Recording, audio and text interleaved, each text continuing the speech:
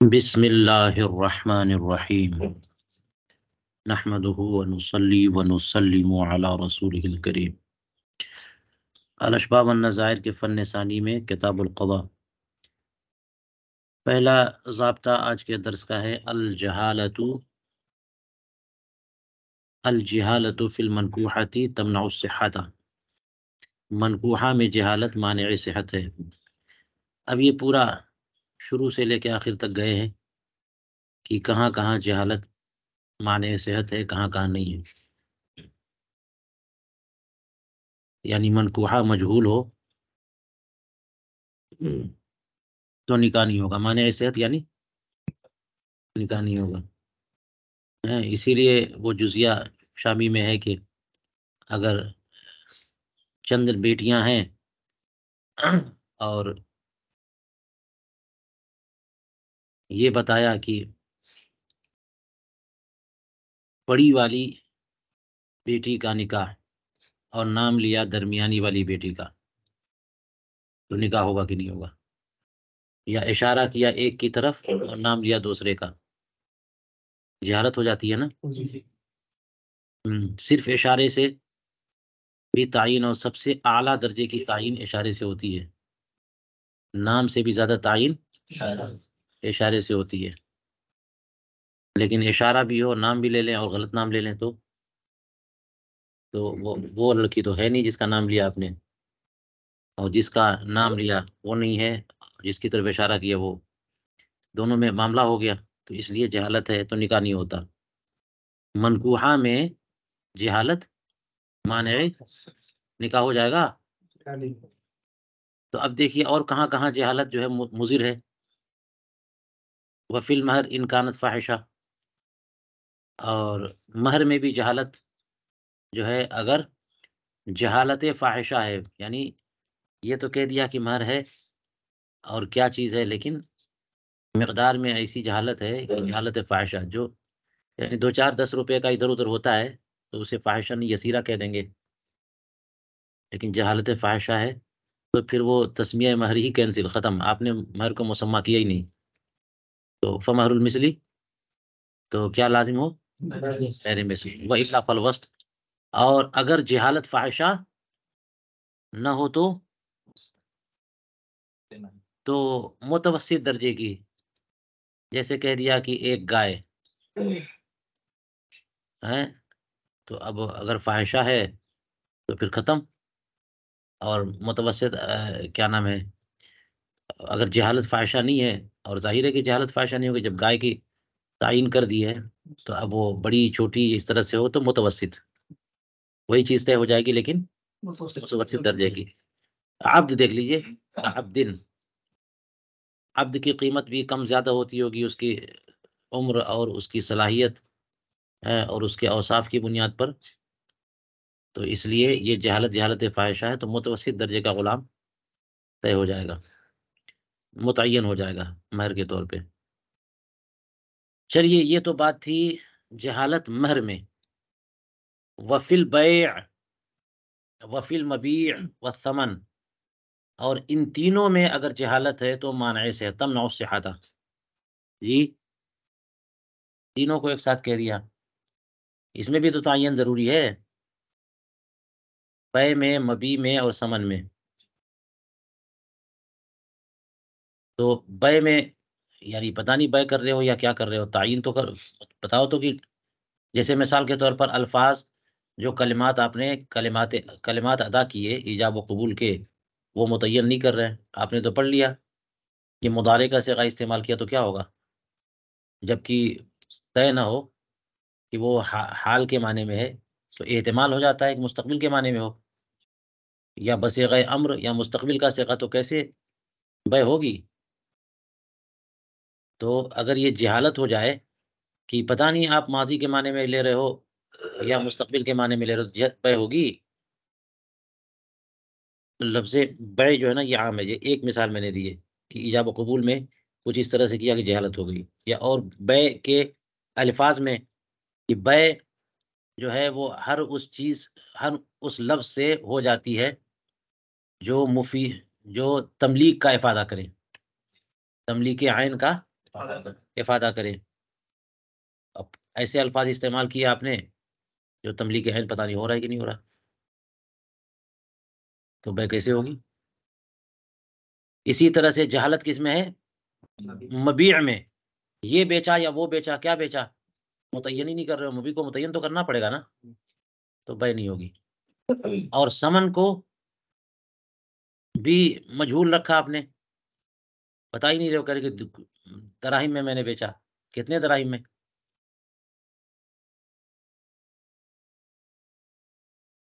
تو مبی میں جہالت ہو یا ثمن مجہول ہو، اس سے بھی بے نہیں ہوتی. الا اذا ادعى حقا في دار فادعى الاخر حق عليه حقا في دار اخرى فتبايع الحقين المجهولين فانه جائز. یہ دیکھیے استثناء، اور یہ استثناء بے سے ہے یعنی مبی میں.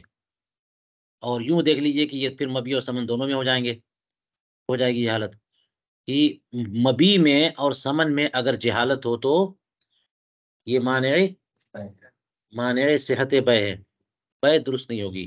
استثناء مگر جب کہ ایک نے جو ہے اپنے حق، ایک حق کا دعویٰ کیا دوسرے کے گھر میں، بدعا آخر، تو دوسرے نے دعویٰ اس پر کر دیا حقا فی دار اخرى، کسی دوسرے گھر میں.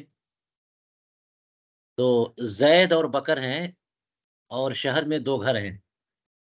تو زید نے پہلے والے گھر پر دعویٰ کر دیا جو کہیں ہے، اور بکر نے دوسرے والے پر دعویٰ کر دیا جو اس کے قریب ہے، وہ میرا، یہ کر وہ میرا ہے، یا میرا حق اس میں، اس نے کہا اس والے میں میرا حق ہے. تو اس کے بعد کیا ہوا؟ فتبايع الحقين المجهولين، ان دونوں نے اپنے اپنے مجہول حق کو بیچ دیا، لین دین کر لیا، تبادلہ کر لیا. اور یہاں پر حق جو ہے منکر ہے نا، اسی وجہ سے مجہول ہے. یہ اگر یہ کہہ دیا کہ یہ گھر میرا ہے، اس نے کہا وہ گھر میرا ہے، تو پھر یہ حق مجہول رہا ہی نہیں، مبی متعین ہو جائے گا. مبی کیا ہو جائے گا؟ تو یہ مثال نہیں بن پائے گی. مثال تو تسنیہ استثناء کی تب ہے جبکہ مبی میں مبی مجہول ہو. تو مبی کیسے مجہول؟ ایک گھر میں، کسی گھر میں ایک نے ایک حق کا دعویٰ کیا، اور حق سے مراد یہ ہو سکتا ہے کہ اس میں جو ہے وہ ایک حصہ میرا ہے، تو یہ نہیں مشاع، آدھا مکان میرا ہے، چوتھائی میرا ہے، ایک کمرہ میرا ہے، متعین ہی نہیں کر رہے. یا یہ والا گھر زید کے قبضے میں ہے، وہ والا گھر بکر کے قبضے میں ہے. تو بکر کے قبضے میں جو ہے زید نے کہا کہ اس میں ایک کمرہ میرا ہے، اور زید کے قبضے میں ہے تو بکر نے کہا کہ تمہارے کنٹرول میں جو گھر ہے اس میں ایک کمرہ میرا ہے. تو مبی مجہول ہے، شے مجہول ہے. اب یہ مجہول ہے، ان دونوں نے تبادلہ کر لیا کہ ٹھیک ہے تم اس کو لے لو اور اس کو مجھے دے دو. یہ میرے پاس ہے تو میرے پاس رہنے دو، یہ اپنا حق بیچ دو میرے سے، اور میں تم کو بیچ دیتا ہوں. تو یہ ایک صورت ہو گئی مبی مجہول بیچنے کی، بن گئی نا. اور صاف بات یہ ہوگی کہ اصل میں جہالت جب ہوتی ہے نا، تو یہ عموماً جہالت مفضی الی النزاع ہوتی ہے، اور جھگڑا کھڑا ہو جائے گا. اور یہ سب شریعت جو ہے نا اسی کو ختم کرنا چاہتی ہے، اسی لیے جہل مجہول چیز کو نہیں مانتی. یہاں پر جب جو ہے دونوں ایک دوسرے سے تبادلہ کر لیں گے تو وہ نزاع کا معاملہ نہیں رہے گا. فإنه جائز، یہ کیا ہے؟ چلیے یہ تو بے مبی ثمن کی بات ہو گئی. اور آگے چلیے، وفی الاجارہ، جہالت کہاں پر ہے؟ تمنع الصحۃ فی العین او فی الاجرۃ کہذا او ھذا، یہ بھی مانع صحت ہے. جی عین میں ہو یا اجرت میں ہو. آپ کو پتا ہے اجارے میں جو ہے نا نفع متعین ہونا چاہیے، ہیں؟ اور اجرت بھی متعین ہونا چاہیے. تو اجارہ تو ہوتا ہی عین کا ہے، تو اس میں تعین جیسے بے ہے تو یہاں پر فائدے کو بیچ رہے ہیں، بے میں مبی کو بیچتے ہیں، تو فائدے کی بھی تعین ضروری ہے. تو اسی لیے فرمایا کہ گھر دے رہے ہیں، مکان دکان دے رہے ہیں، تو اس میں مفاد یا فائدے کی تعین ہوتی ہے دنوں سے اعتبار سے، مہینے کے اعتبار سے، دن کے اعتبار سے ٹائم. کیونکہ فائدہ کون کتنا اٹھائے گا اس کی تو کوئی صورت ہی نہیں ہے. کتنی بار جو ہے نا اس گھر میں چلے گا کتنی دیر تک سوئے گا، کیا کیا کرے گا، کون متعین کر سکتا ہے؟ تو ٹائم جو ہے نا، مدت کی تعین مفاد کی تعین ہے، نفع کی تعین ہے، تو ہو گیا معاملہ۔ اس لیے جو ہے اجارے میں اب یہاں پہ کیا فی العین، عین ہی کی تعین نہ ہو، 2 4 10 گھر ہیں، کہا کہ ایک گھر میں نے تم کو اجارے پہ دیا، اجارہ درست نہیں ہوگا، کیونکہ جس عین کی کو اجارے پہ دے رہے ہو آپ، اس میں کیا ضروری ہے؟ تعین۔ اسی طرح اجرت کی تعین نہ ہو سکے، 10 روپیہ مہینہ، 20 روپیہ مہینہ، 10,000 مہینہ، کیا یہ تعین نہیں ہوئی تو پھر اجارہ درست نہیں۔ کہ ہاذا او ہاذا، یہ پہلے کی مثال دی ہے، ہو سکتا ہے دوسرے کی مثال بھی بن جائے، کہ عین کے اجارے میں اگر جہالت ہو تو یہ مانع صحت ہے، جیسے کہے یہ گھر یا وہ گھر، تو مردد کہے، اگر یہ کہیں کہ یہ والا گھر، جی اچھا، اجرت کے طور پر بھی یہ اس کو مثال بنانا چاہیں تو یہ کہہ سکتے گھر تو یہی ہے، اب اجرت کے طور پر جو ہے نا ہم دیں گے کیا، یہ بکری لے لو یا یہ والی بکری لے لو اجرت، یہ کوئی اس طرح سے مثال بنا لیجیے آپ۔ تو اجرت میں بھی جہالت ہو تو معنی صحت ہے۔ وفی الدعویٰ، اچھا جہاں پر یہ بول رہے ہیں کہ معنی صحت ہے، اس کا مطلب یہ نہیں ہے کہ جہالت، بہت مقامات پہ ایسا ہے کہ جہالت مفضی الی النزاع ہے، اور دونوں کے ہاتھ میں ہے کہ اگر وہ جہالت کو ختم کر دیں مجلس میں تو بے صحیح ہو جاتی ہے،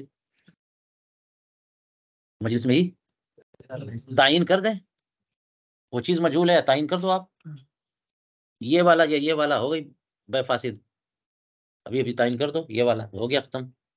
لیکن یہ سب وہ امور ہیں کہ بے جو ہے نا وہ ختم ہو گئی، اب تعین بھی کرو تو کام نہیں چلے گی، دوبارہ ایجاب قبول کرنا پڑے گا۔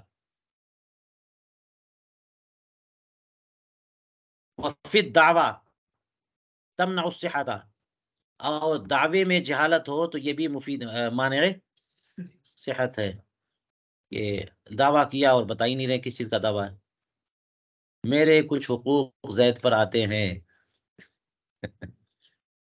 تو یہ کیسے دعویٰ بنے گا؟ الا فی الغصب والسرقہ، مگر یہ کہ غصب و سرقہ میں، یہ بات کہیں آئی تھی تو میں نے بتایا تھا کہ اس میں تعین ویسے بھی مشکل ہوتی ہے، ہاں ڈکیتی کرنے والے جو ڈاکو لے کے چلے جاتے ہیں، چور، اب ہمارا کام ہے کہ ہم گن کے بتائیں کتنا درہم تھا، تو وہی مزے میں ہو گیا، ہم کہہ دیں گے کچھ دراہم جو ہے نا ہمارے تھے، زیورات تھے، وہ سب چوری کر کے لے کے چلا گیا، تو اس میں جہالت ہے تو وہ مانع صحت نہیں ہے، اس میں غصب میں اور دعویٰ میں جہالت مانع صحت ہے، لیکن اگر دعویٰ کس بات کا ہو، غصب کا اور سرقے کا ہو تو چلیے دعوے کی جب بات آ گئی تو شہادت کی بھی بات لے لیجیے، وفی الشہادت کذالک، شہادت میں بھی جہالت، ٹھیک ہے، الا فیہما، ہاں ماشاء اللہ، وفی الرہن، ہاں، اور وفی الرہن کو ہے، اب یہ مشکل مرحلہ ہے کہ فر رہن کو عطف فیہما پر کریے یا پھر دعویٰ پہ کریے یا اوپر پہلے والے پہ کریے، الجہالۃ فی المنکوحہ، ظاہر یہ ہے کہ فیہما پر عطف ہے یہ،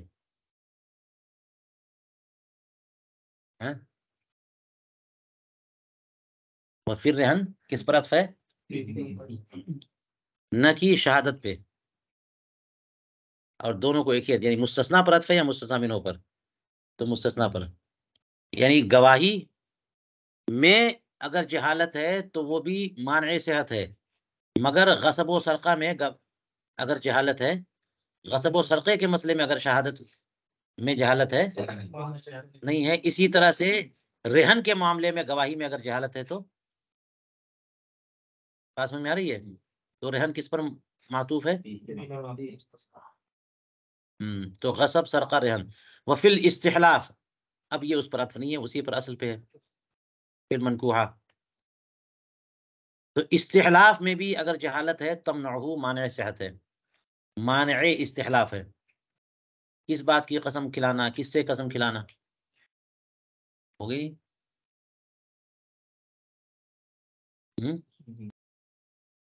یعنی واللہ قسم کھاؤ کہ واللہ میں نے ایسا نہیں کیا، اور بتا ہی نہیں رہے کون سا کام نہیں کیا.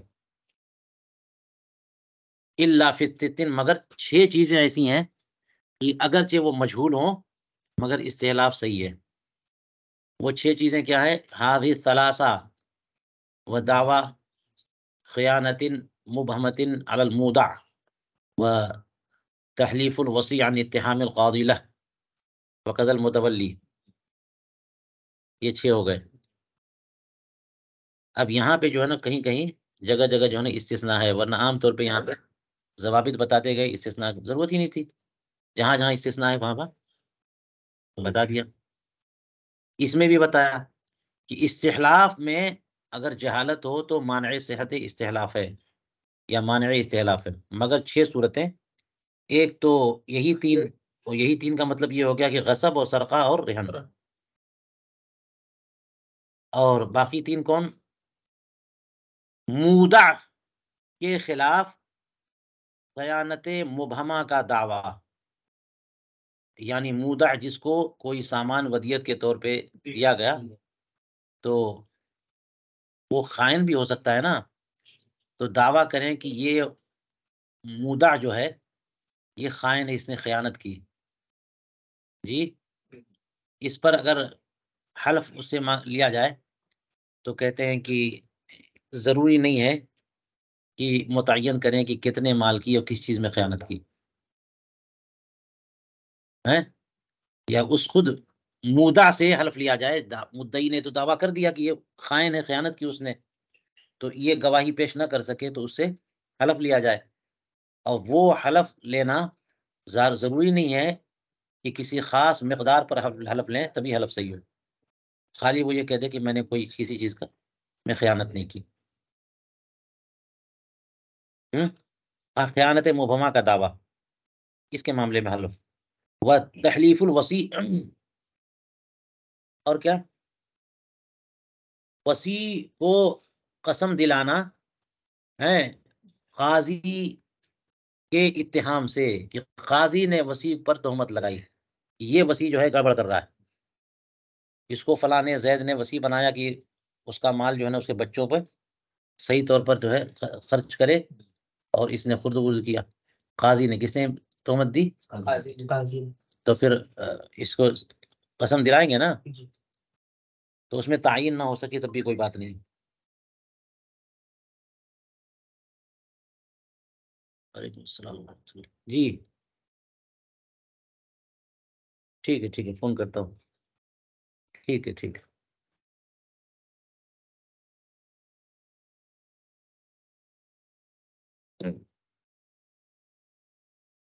تو قاضی نے وصی کو الزام دیا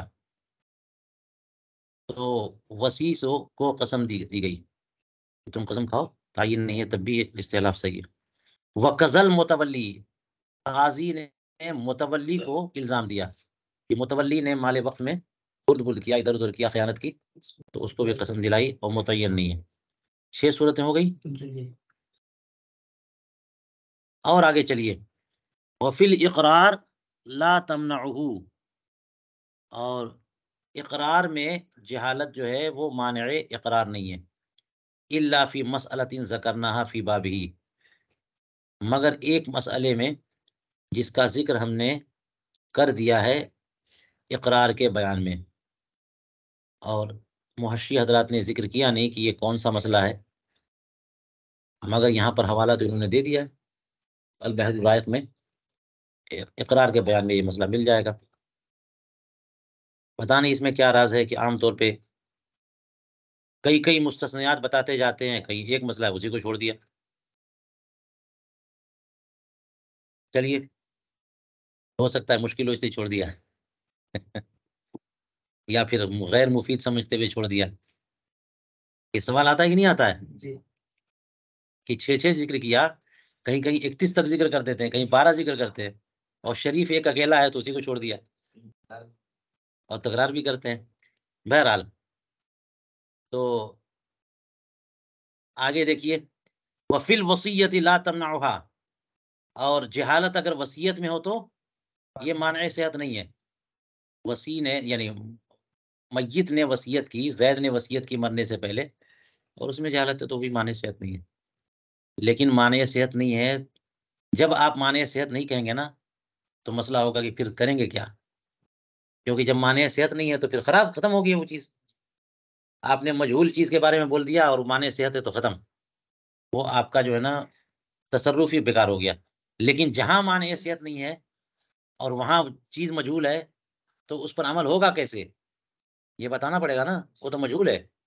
تو اس لیے کہا کہ ول بیان الی الموسی او وارثی، موسی یا وارث بیان کرے گا.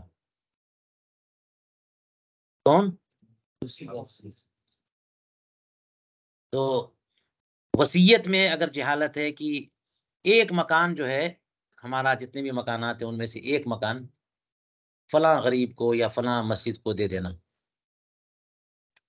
تو مجہول ہے نا، 2 4 10 مکانات اس کے ہیں، تو مجہول کر دیا نا کہ ایک مکان دے دینا. تو یہ وصیت درست ہے، اور اس پر عمل کیسے ہوگا؟ وہی جو وصیت کر رہا ہے اگر وہ حیات ہے تو اسی سے تعین کرا لو، اور اگر اس کا انتقال ہو گیا تو وارث متعین کر دے گا. وفی المنتقى، اور منتقى میں ہے لو قال اعطوا فلانا شيئا او جزءا من مالی اعطوه ما شاءوا، کہ فلاں کو کوئی چیز یا میرے مال کا کچھ حصہ دے دو.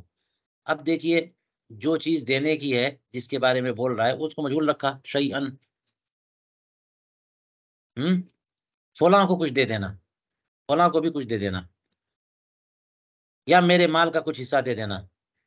تو فرمایا کہ وہ لوگ جن کو یہ کہہ رہا ہے وہ لوگ جو چاہیں دے دیں ان کے حوالے. تو اب یہ منتقى کا جزیہ سراحتاً مفید ہوا کہ نہیں ہوا، کہ جب موسی وصیت کرے اور متعین نہ کرے، صرف یہ کہتے کہ جو کچھ دے دینا، کچھ حصہ دے دینا، تو جن کو وصیت کر رہا ہے ان کے پاس اختیار چلا جاتا ہے کہ وہ چاہیں.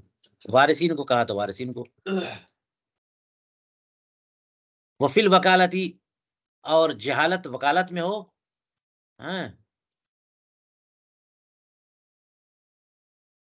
تو وکالت میں جہالت ہونے کی 2 صورت ہو سکتی ہے نا، یا وکیل میں ہو یا موکل میں ہو. حالانکہ ایک صورت اور ہے کہ وکالت میں کس بات کی وکالت ہے اس میں بھی،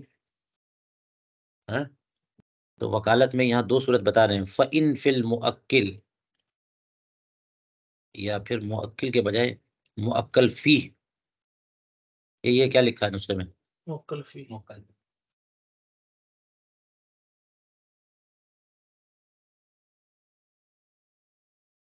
جی ٹھیک ہے، چلیے مؤکل فی مان لیں کہ وکالت میں جہالت کا مسئلہ کیا ہے.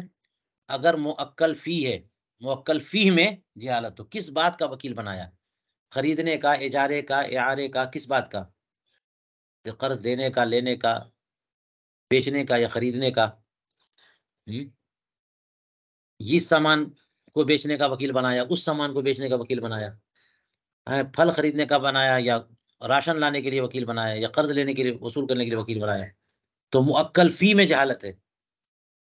کس میں جہالت ہے؟ کس چیز میں وکیل بنایا اس نے. اگر مؤکل فی میں جہالت ہے تو وتفاحشت، اور یہ جہالت کیسی ہے؟ جہالت فاحشہ ہے، بہت بڑا فرق ہے. تو منعت، یہ بھی معنی ہو جائے گی جہالت. ہاں یہ جہت جو ہے نا یہ وغیرہ صحیح نہیں ہوگا. وَإِلَّا فَلَا، ورنہ معنی صحت نہیں ہے. یہاں ذکر نہیں کیا کہ جس صورت میں معنی صحت نہیں تو پھر ہوگا کیا؟ ہاں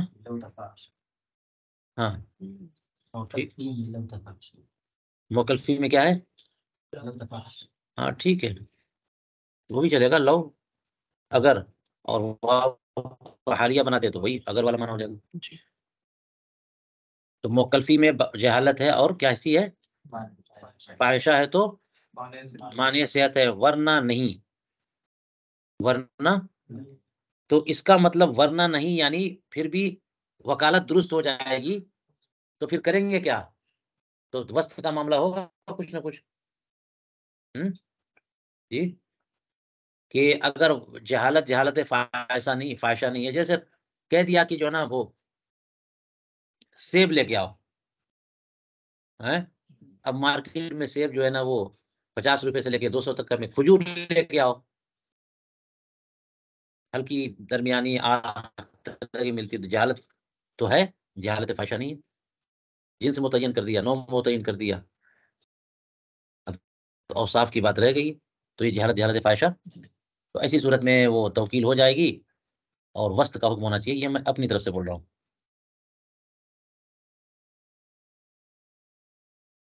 وفل وکیل، اور اگر وکیل میں جہالت ہو کہ اس کو بنایا یا اس کو بنایا، تو یہ بھی معنی توکیل ہے، معنی صحت ہے وکالت. زید نے وکیل تو بنایا، زید موکل ہے، اس نے وکیل بنایا، لیکن اس کے بہت سارے خدام یا طلبہ ہیں، بہت سارے لوگ ہیں، اب اس کو بنایا یا اس کو بنایا، تو یہ بھی معنی صحت ہے. علم کہہ رہے ہیں جی، کہازا او حاضا، اس طرح سے اس نے کیا کہ اس کو وکیل بنایا یا اس کو بنایا. وکیل اللہ، لیکن اس سلسلے میں کہتے ہیں کہ ایک قول یہ ہے کہ نہیں، مانت نہیں ہے، معنی صحت، یعنی اگر جہالت ہے تو بھی توکیل ہو جائے گی، اس کو بقول تضیف بصیغہ تضیف ذکر کا قیل اللہ، اور جب قیل اللہ کہہ دیں گے تو حل کیا ہوگا کہ وہ خود تعین کر دیں. اس نے کہا کہ میں نے اس کو وکیل بنایا یا اس کو بنایا، جا کے فلاں چیز لے کے آؤ، تو اب جو ہے خود تعین کر دے جاؤ. تو وہ کہے گا حضرت ہم جائیں، کون جائے گا، کون کرے گا؟ چلو ٹھیک ہے، تم کرا. آگے چلیے. وہ فی الطلاق والعتاق لا، اور طلاق و عتاق میں جہالت مانع صحت نہیں ہے. طلاق صحیح ہو جائے گی، آزاد بھی ہو جائے گا غلام. جیسے 2-3 بیویاں ہیں، تو کہا کہ میں نے اپنی ایک بیوی کو طلاق دی. 10-20 غلام ہیں، تو کہا کہ میں نے 5 غلاموں کو آزاد کیا. مجھول ہے کہ نہیں ہے؟ تو یہ درست ہے، وہ خود تعین کر دے گا. کیا کرے گا؟ ہاں، کہ اس کو میں نے جو طلاق دے دی ہے، اب میں متعین کرتا ہوں کہ اس والی کو، میں نے جس غلام کو آزاد کیا ہے بہت ہے، میں متعین کرتا ہوں ان کو. وعلیہ البیان. وفی الحدود تمنع، اور جہالت حدود میں یہ مانع صحت ہے. جیسے کہازا زانن او حازا، یہ زانی ہے یا یہ، تو حدود میں تو بہت زبردست تعین ہونی چاہیے نا. جہالت تو ہلکی سی جہالت بھی مضر ہے وہاں پہ، کیونکہ سزا بہت سخت ہے. تو اس لیے کہا کہ زنا تو کیا ہے، مگر یا تو اس نے کیا یا اس نے کیا، تو یہ الزام ہی غلط ہے.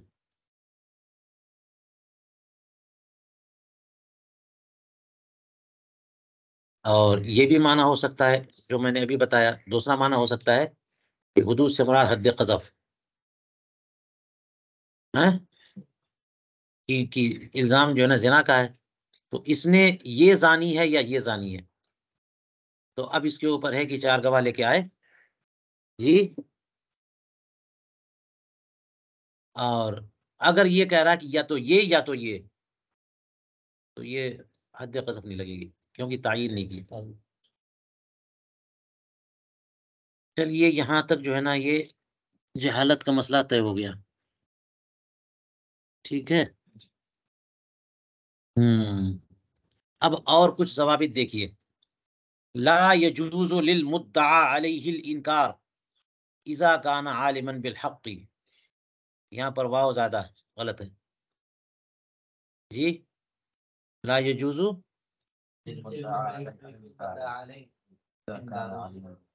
مدعا علیہ اگر حق بات جانتا ہے تو اسے انکار کرنا جائز نہیں ہے جی. زید مدعی ہے، بکر مدعا علیہ ہے. بکر کے ہاتھ میں کوئی سامان ہے جس کے بارے میں زید نے کہا کہ بکر کے ہاتھ میں جو کتاب ہے وہ میری ہے، اور بکر کو خوب معلوم ہے کہ واقعتاً ہے. تو چونکہ یہ تو قاضی پوچھے گا تو وہ انکار کر دے، نہیں نہیں، انکار جائز نہیں ہے. جب وہ جانتا ہے تو اس کو تو اقرار کرنا چاہیے نا. بات سمجھ آ رہی ہے؟ جب حق جانتا ہے کہ کس کا ہے، مدعا علیہ، تو مدعا علیہ انکار کر سکتا ہے؟ اسے اقرار کرنا چاہیے. زیادہ سے زیادہ یہ کر سکتا ہے کہ خاموش رہے. اتنا کھلا ہوا ہے جھوٹ ہے، جان رہا ہے کہ میرا نہیں ہے، پھر بھی کہہ رہا نہیں نہیں نہیں میرا ہے، اس کا نہیں ہے وہ. تو انکار جائز نہیں ہے مدعا علیہ کی طرف سے اگر وہ حق جانتا ہے. یہ ضابطہ ہو گیا. بہت آسان سی بات ہے. اب استثناء دیکھیے کہ بعض مسائل ہیں کہ جانتے ہوئے بھی انکار کر سکتا ہے. دیجیے جناب جانتے ہوئے بھی کیا ہے، الا فی دعوی العیب ہے، مگر عیب کے دعوے میں. فإن للبائع انکارہ لیقیم المشتری البینۃ علیہ لیتمکن من رد علی بائعہ. مگر عیب کے دعوے میں کہ بائع انکار کر سکتا ہے تاکہ مشتری اس کے بائع کے خلاف بینہ قائم کرے تاکہ وہ بائع پر رد کر سکے. جی، زید نے سامان بیچا بکر کو، اور بکر کے پاس جب سامان پہنچا تو اس میں عیب نکلا، تو خیار عیب حاصل ہو گیا بکر کو. تو اس نے دعویٰ کر دیا یہ سامان زید نے مجھے بیچا ہے اور اس میں عیب ہے، اور بکر منع کرے، مدعا ہے نا وہ منع کرے، تبھی تو خصم بنے گا. تو اب یہی بات چل رہی ہے.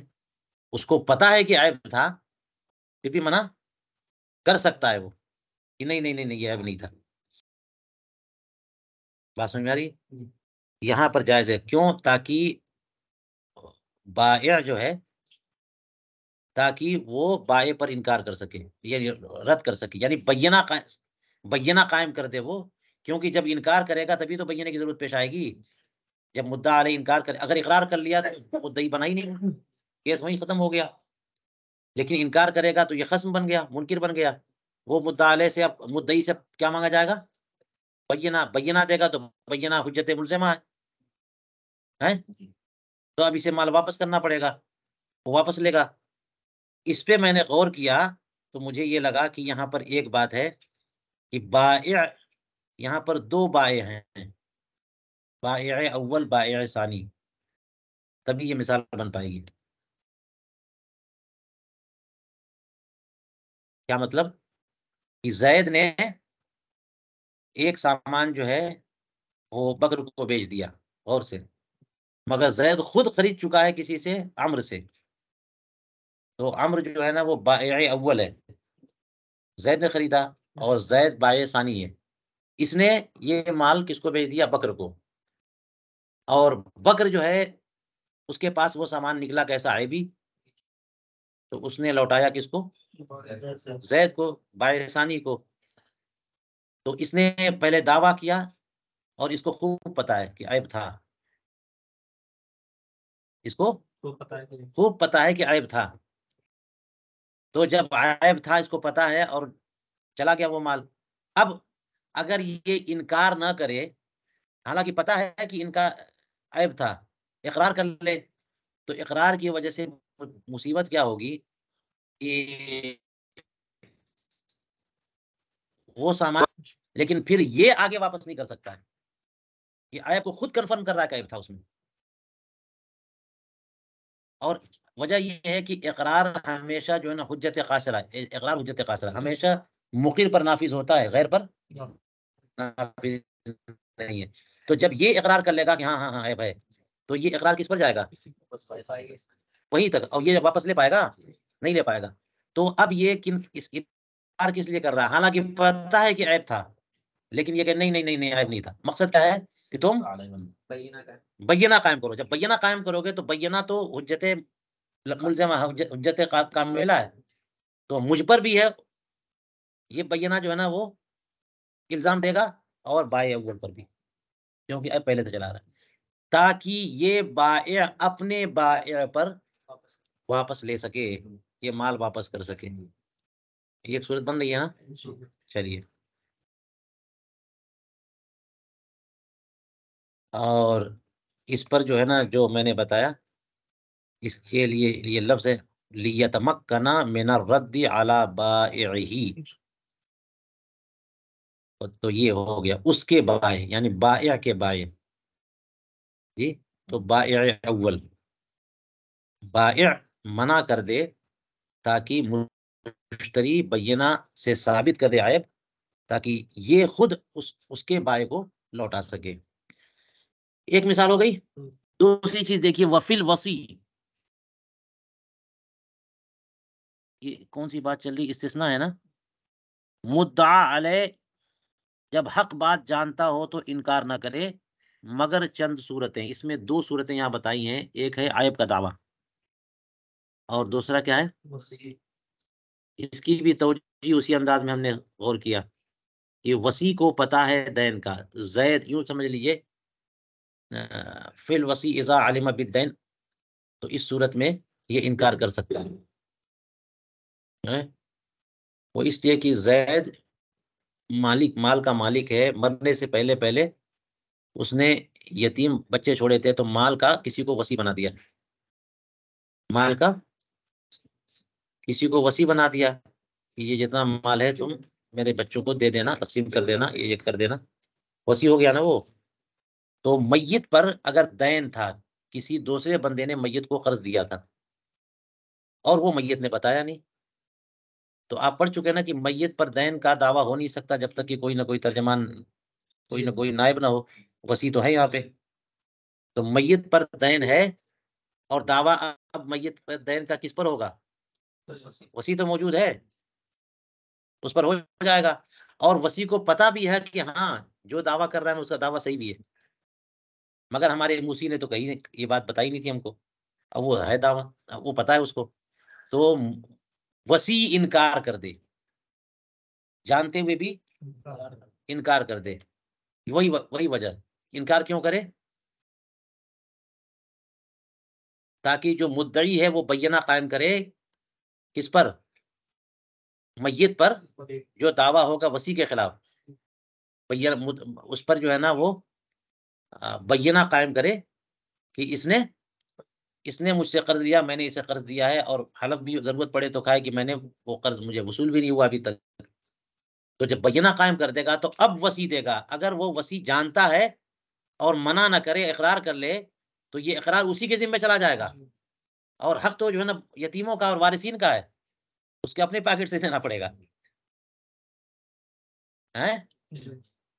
تو یہ انکار کیوں کرے؟ تاکہ وہ بینہ قائم کرے اور پھر جو ہے نا یہ چلا جائے مال پر۔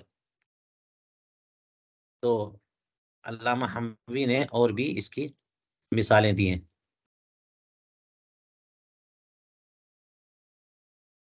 بات ہو گئی؟ چلیے، ذکرہما فی بیوع النوازل، اور مثالیں آپ دیکھ لیجیے گا حموی میں۔ ہاں، اذا اقام الخارج بینۃ علی النتاج فی ملکہ وذلیت کذالک قدمت بینۃ ذلیت۔ ایک اور ضابطہ کہ خارج کا مطلب مدعی، قابض کے مقابلے میں خارج کا، ذلیت کے مقابل میں خارج، ہاں، تو خارج یعنی جو قابض نہیں ہے، اس نے نتاج پر بینہ قائم کیا کہ یہ جانور جو پیدا ہوا ہے یہ میری ملکیت میں پیدا ہوا ہے، گائے کا بچہ پیدا ہوا یا بکری کا بچہ پیدا ہوا، تو جس وقت بچہ پیدا ہوا وہ اس کی ماں جو ہے نا میری ملکیت میں تھی، وہ بکری میری ملکیت میں تھی، تو میرا بچہ ہوا، اب وہ جو ہے تمہارے قبضے میں ہے، لیکن جب بچہ پیدا ہوا تو وہ بکری میری ملکیت میں تھی، تو بچہ کس کا ہوا ہے؟ اور اس بچے پہ قبضہ کیا ہوا ہے فلاں نے، تو کہتے ہیں کہ اذا اقام الخارج بینۃ علی النتاج فی ملکہ، جب خارج نے یعنی غیر قابض نے بینہ قائم کیا کہ اس کی ملکیت میں یہ بچہ پیدا ہوا، نتاج کا لفظ جانوروں کے بارے میں بولا جاتا ہے، وہ ذلیت، اسی طرح سے ذلیت یعنی قابض نے بھی بینہ قائم کر دیا کذالک کہ نہیں میری ملکیت میں، اس نے کہا میری ملکیت، اس نے کہا میری ملکیت، اس لیے یہاں پر لے دے کے بن گیا کہ دونوں مدعی ہو گئے. بات صورت ہے نا کہ دونوں مدعی ہو جاتے ہیں. منع نہیں کر رہا بلکہ کہہ رہا میری ملکیت میں. جب دونوں مدعی ہوں گے تو قاضی جو ہے دونوں سے بینہ مانگے گا. دونوں نے بینہ دے بھی دیا. قدمت بینۃ ذلیت، تو ذلیت کا بینہ اس کو ترجیح حاصل ہوگی اور اسی کے حق میں فیصلہ ہو جائے گا. کیونکہ بینہ اچھا دونوں طرف بینہ ہے تو کس کا بینہ؟ عام طور پہ آپ نے پڑھا ہے کہ وہ بھی بینہ قائم کرے یہ بھی بینہ قائم کرے، تو بینہ کام ہے مدعی کا.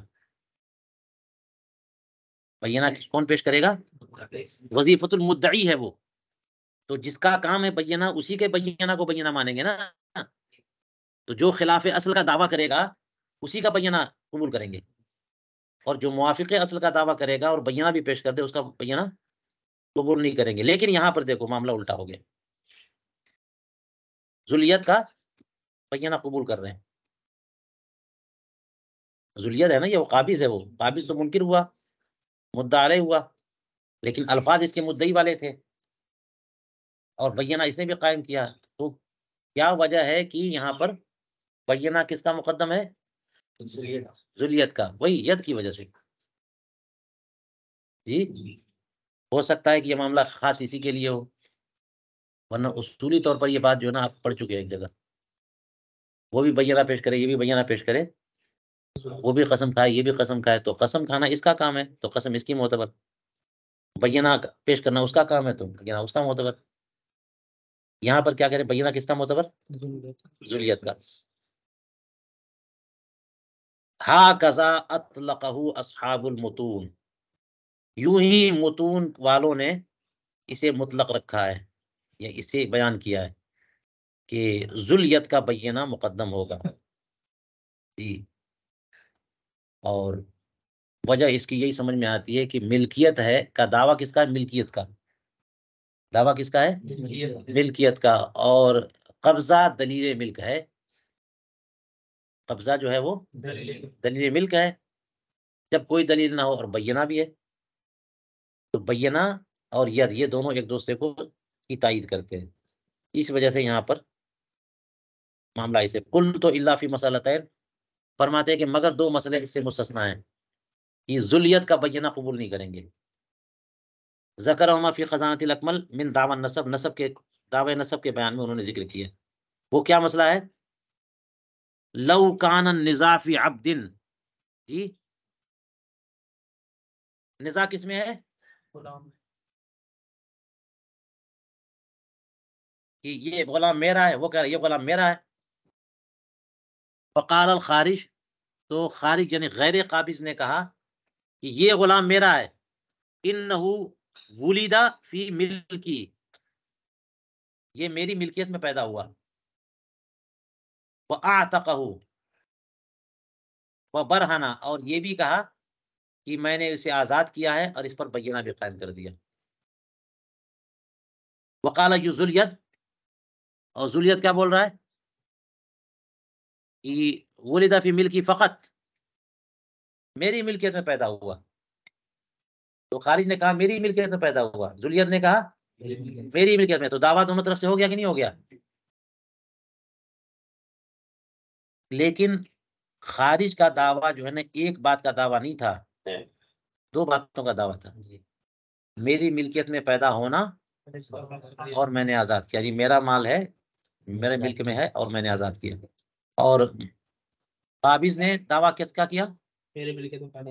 صرف ہاں ملکیت کا دعویٰ کیا، بس آزاد کرنے کا دعویٰ نہیں کیا. تو ایسی صورت میں یہاں پر ذلیت کا بینہ راجع نہیں ہوگا بلکہ کس کا ہوگا؟ خارج کا. تبھی نہ یہ مستثنا والے کی مثال بنے گی.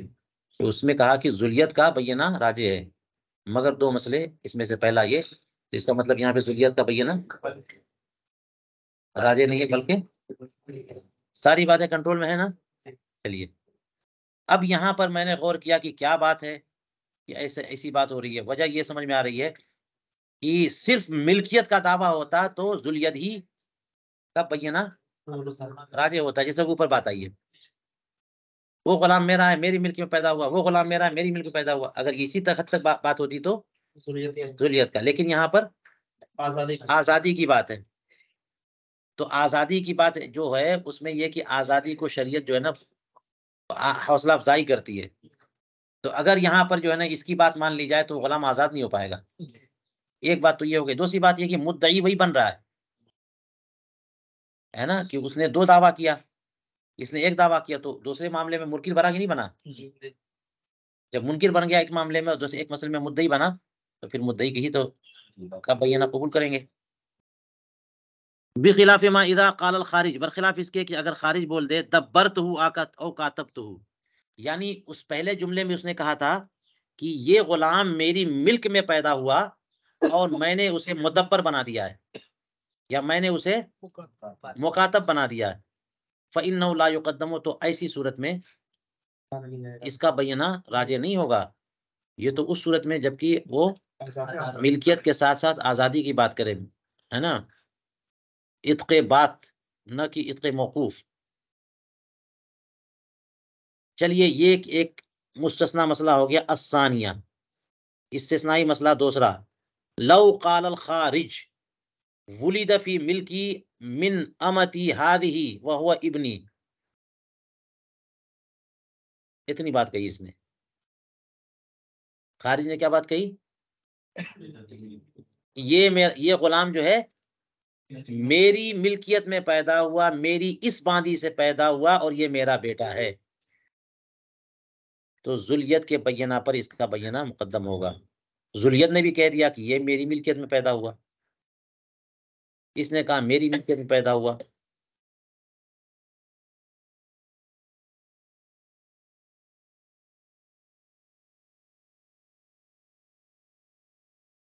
یہاں یہ تفصیل نہیں دی کہ پھر ذریت نے کیا کہا.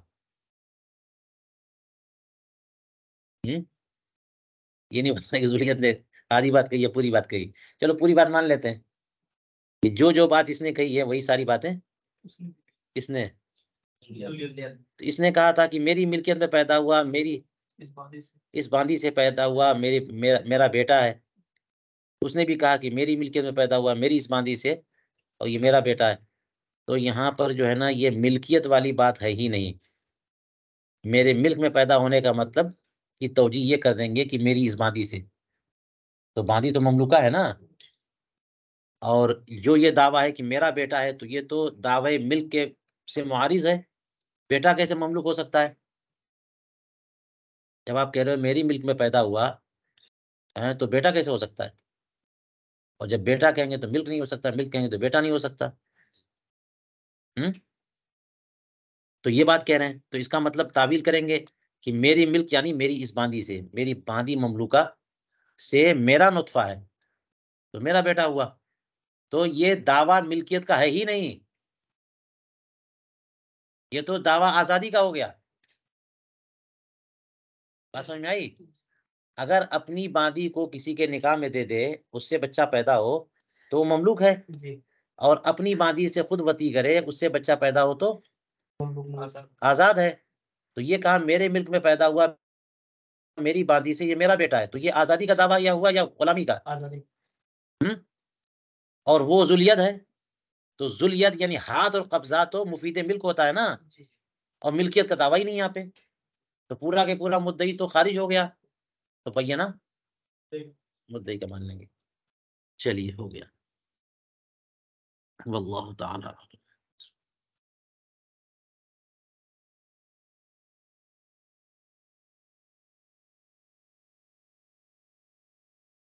ہم نے بتایا ہے. بتائیے افادہ کریے. جو خارج والا تھا اس نے کہا